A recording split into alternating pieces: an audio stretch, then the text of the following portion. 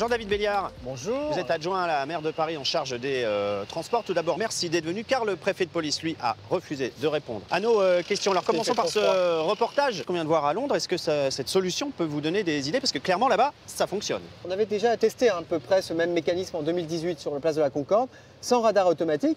Donc on prend l'idée, et d'ailleurs c'est ce qu'on fait, on essaie d'innover sur la question des carrefours, en faisant par exemple des carrefours dits à la hollandaise, pour favoriser à la fois les parcours des cyclistes, mais aussi sécuriser celui des piétons. C'est le cas à Place de la Catalogne, par exemple. Oui, Place de la Catalogne, mais on a aussi par exemple Père-Lachaise, où on a un carrefour à la hollandaise.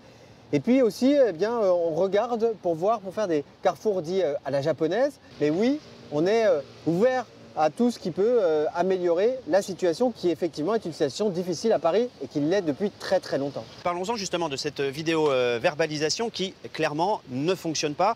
Elle a été mise en place en 2019 et si on regarde sur les 5 dernières années, concrètement il y a eu 14 000 blocages de carrefour sanctionnés. Alors ça peut paraître beaucoup, hein, mais si on divise par le nombre de jours de ces 5 années, ça fait 6 verbalisations par jour, alors qu'il suffit d'être sur n'importe quel carrefour pour se rendre compte qu'il pourrait y avoir des amendes par centaines. Alors c'est vrai, vous avez raison sur la question du volume, en tout cas du nombre de verbalisations qui ont été dressées.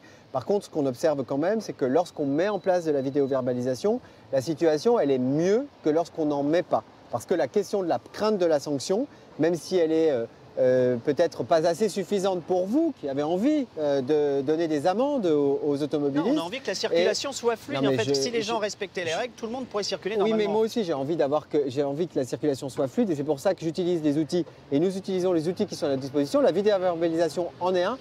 Là où vous avez raison, c'est que ce n'est pas un outil magique. Mais par contre, ce qu'on observe, c'est que là où elle est installée, eh bien, ça s'améliore. D'ailleurs, c'est la raison pour laquelle la RATP, avec qui on travaille, notamment sur les carrefours compliqués pour les bus, eh bien, nous demande, par exemple sur les carrefours avec les trams, de mettre en place de la vidéo-verbalisation de manière plus systématique et c'est ce que nous sommes en train de regarder. Et finalement, pourquoi aujourd'hui il n'y a pas d'agent de la police municipale qui vient sur les carrefours les plus encombrés, comme ont pu le faire à un certain temps les agents de police tout simplement, pour fluidifier cette circulation? Parce que ça crée des bouchons, ça crée de la pollution, ça crée du stress. C'est bénéfique à personne. La responsabilité de la circulation, elle est partagée. Elle est partagée entre le préfet de police et la municipalité avec la police municipale. Mais nous n'avons pas aujourd'hui les effectifs suffisants pour assurer, bien par exemple ici derrière nous, un policier qui pourrait venir par exemple de 17h à 20h. On pourrait penser à la porte de la Chapelle, à la porte de Clignancourt, à la porte d'Orléans, où là il y a des tramways entiers qui sont coincés. Il y a des mobilisations et nous mobilisons notre police municipale pour assurer et pour améliorer la situation dans des points qui sont des points critiques. Mais nous avons aussi besoin, c'est pas se défausser que de dire ça, mais nous avons aussi besoin d'une mobilisation de la police nationale pour assurer une meilleure régulation et puis une sanction lorsque c'est nécessaire.